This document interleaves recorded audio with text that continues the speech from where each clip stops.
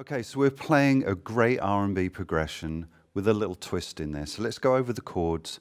I'll show you where those chords are coming from and then give you some of those ideas of what I was thinking in my solo approach. Okay, so the first chord is an A7.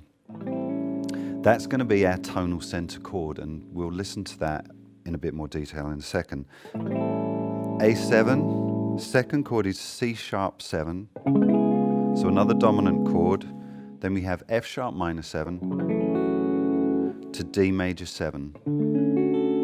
Okay, so let's analyze the chords. If we've got an A7 chord, would that be the 5 chord in a key? Typically, yes, right? So that could be 5 in D major. I'm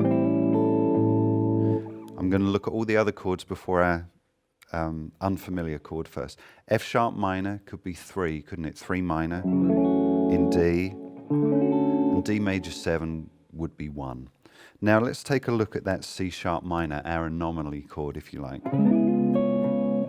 Normally in the key of D, that's going to be a minor 7 flat 5, right? Now, secondary dominants, if you don't understand what they are, secondary dominants are a 5 chord of any of the other diatonic chords in a key. So any diatonic chord can be preceded by its diatonic 5 or a 5 chord, all right? Now what we're doing is we're preceding F sharp minor 7 with a C sharp 7. So C sharp 7 would be the 5 chord against the F sharp. So we're adding more pull towards that F sharp minor chord by adding, making this, you know, a dominant 7 chord. But it still fits the genre of the R&B really, really well. So we've got this.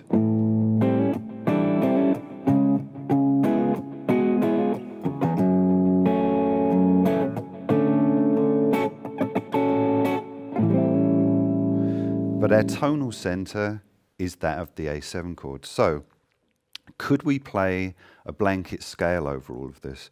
Well, you heard me playing that a little bit. I was using an A major pentatonic scale over all of this.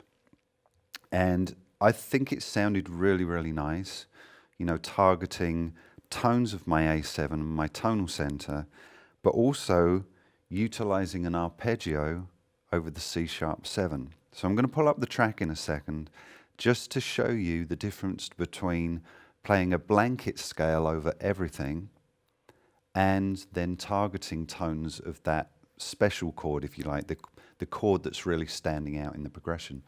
So I'm going to play over it first. First time I'll play some simple licks where I'm just playing a scale, so A major pentatonic or F sharp minor pentatonic. And then I'll delineate when I'm going to play the arpeggio over our C sharp 7. So C sharp 7 or C sharp 9 arpeggio.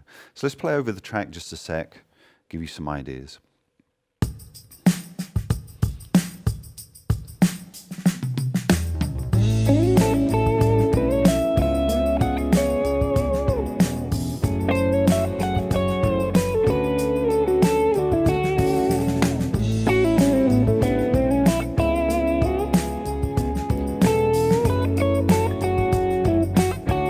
So that's just playing A major pentatonic.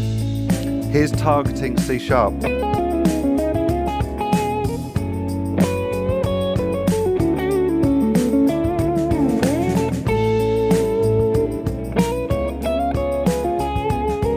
Okay, so targeting that special chord. Let's play it in another place.